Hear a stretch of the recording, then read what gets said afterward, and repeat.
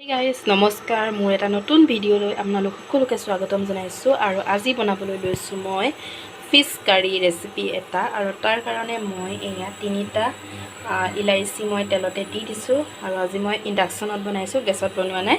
তো চাই থাকক ভিডিঅ'টো শেষলৈকে। আৰু দি দিছোঁ 2 টুকুৰা দালচেনি, এইখিনি ভালকৈ অকণমান ফ্ৰাই কৰি ল'ম। ইলাইচি কেইটা ফুলি উঠিছে, অৰ্থাৎ হৈ গৈছে কেইটা ফ্ৰাই। আৰু এতিয়া মই ইয়াতে এড কৰিম, আপোনালোকক মই দেখাই দিছোঁ কি কি এড কৰিম। চাওকচোন, এইখিনি মই লৈ লৈছোঁ কেইটামান কেঁচা জলকীয়া নিজৰ সোৱাদ অনুযায়ী ল'ব, মানে যিমান পৰিমাণৰ জ্বলা খায় সিমান পৰিমাণৰ ল'ব।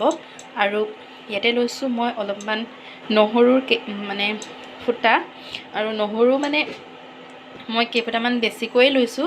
আৰু ইয়াতে লৈছোঁ 3টা ডাঙৰ চাইজৰ পিঁয়াজ আৰু আদা লৈছোঁ, আদাখিনি তল পৰি গ'ল চাগে। চাই থাকক। আৰু এইখিনি এতিয়া মই ইয়াতে ফ্ৰাই কৰি ল'ম। আৰু চাওক, এতিয়া মই এই গোটেইখিনি মই ইয়াতে তেলত ফ্ৰাই কৰি ল'ম।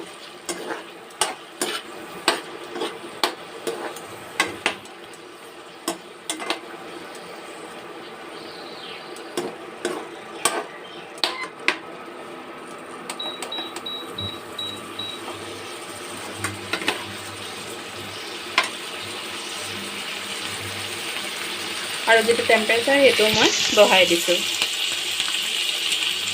এইফালে লৈ লৈছোঁ কেইপিচমান মাছ, মোৰ ওচৰত এইকেইপিচে আছিলে, পেটৰ পিচে আছে, মানে একেবাৰে ভাল পিচকেইটা খোৱা হ'ল আৰু এইকেইটা পিচ বাকী আছে। তো এইকেইটাকে মই আজি বনাই আপোনালোকৰ আগত দেখাম বুলি ভাবিছোঁ। তো ইয়াত মই এতিয়া অলপমান হালধি নিমখ দি মেৰিনেট কৰি থৈ দিম অলপ সময়ৰ কাৰণে, খুব বেছি 10 মিনিটমান সময়ৰ কাৰণে মই এইখিনি মেৰিনেট হ'বলৈ দি লওঁ।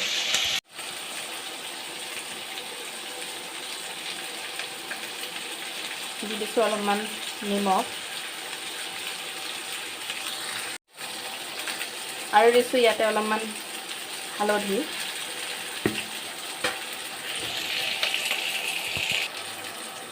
আৰু এইখিনি এতিয়া মই হালধি নিমখখিনি সানি ধুনীয়াকৈ অলপ সময়ৰ কাৰণে, মানে যেতিয়ালৈকে মই মছলাখিনি ৰেডি কৰি নলওঁ তেতিয়ালৈকে এইখিনি মই এনেকৈ থাকোঁতে দিম।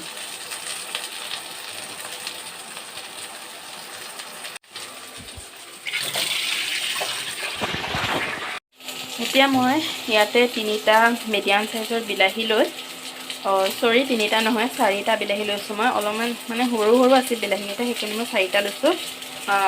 আৰু সেই 4টা বিলাহী লৈ মই এতিয়া এটা বিলাহী 4 পিচকৈ কাটি লৈছোঁ। আৰু এইখিনি মই এই পিঁয়াজখিনিৰ লগতে অলপমান মানে এনেই আৰু হাফ ফ্ৰাই হৈ ল'বলৈ দি ল'ম। বিলাহীখিনিও মই এনেকৈ দি দিলোঁ আৰু এইখিনিও অলপমান ফ্ৰাই হ'বলৈ দি ল'ম। আৰু এইখিনি আধা ফ্ৰাই হৈ গৈছে, আধা আধি। তো এইখিনি এতিয়া মই ঠাণ্ডা হোৱালৈ থৈ দিম এনেকৈ, কাৰণ কেৰাহীটোত থ'লে মানে সোনকালে ঠাণ্ডা হ'ব, সেইকাৰণে মই ইয়াতে ৰাখি দিছোঁ। 10 মিনিটমানৰ ভিতৰত এইখিনি ঠাণ্ডা হৈ যাব আৰু তাৰপিছত আমি নেক্সট ষ্টেপটো কি কৰিব লাগে সেইটো কৰিম। চাই থাকিব ভিডিঅ'টো শেষলৈকে। এইখিনি এই গ্ৰাইণ্ডাৰ মাৰ্কটোত লৈ ল'লোঁ, যিহেতু ঠাণ্ডা হৈ গৈছে। আৰু কেৰাহীখনো মই ভালকৈ ধুই ল'লোঁ যাতে মাছখিনি ফ্ৰাই কৰোঁতে লাগি নধৰে। তো এতিয়া মই মাছখিনি ফ্ৰাই কৰি লওঁ আৰু এইফালে মছলাখিনিও ভালদৰে পিচি লওঁ।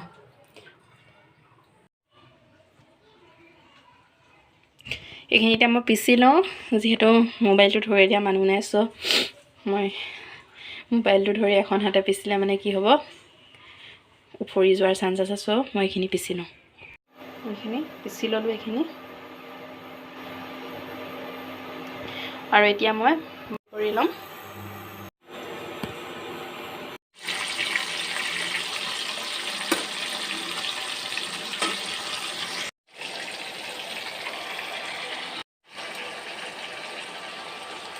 এইখিনি মই মাছখিনিও মই এনেদৰে ফ্ৰাই কৰি কাঢ়ি ল'লোঁ। আৰু এতিয়া মই যিখিনি মছলা পিচি লৈছিলোঁ সেই মছলাখিনি এতিয়া মই এইখিনি তেলতে দি দিছোঁ। আৰু এইখিনি মই একেবাৰে যেতিয়ালৈকে তেল মানে নিগৰি নাহিব তেতিয়ালৈকে মই ফ্ৰাই কৰি ল'ম। কেমেৰাটো অন কৰিব পাহৰি গ'লোঁ, চ' ইয়াতে মই এড কৰিলোঁ সোৱাদ অনুযায়ী নিমখ, অলপমান হালধি আৰু অলপমান খুব কম পৰিমাণৰ মছলা দি মই এইখিনি বনাম বুলি ভাবিছোঁ। মছলা মানে কি আৰু গুড়ি মছলা। চ' ইয়াত মই আৰু কোনো ধৰণৰ বিশেষ মছলা ইউজ নকৰোঁ। তো চাই থাকিব ভিডিঅ'টো শেষলৈকে। এতিয়া মছলাখিনি ভাজি হোৱাৰ পিছত পানী দি দিলোঁ আৰু পানী দি এতিয়া অলপ সময়ৰ কাৰণে উতলিবলৈ দিম। ঢাকনিখনো গুচাই দিছোঁ।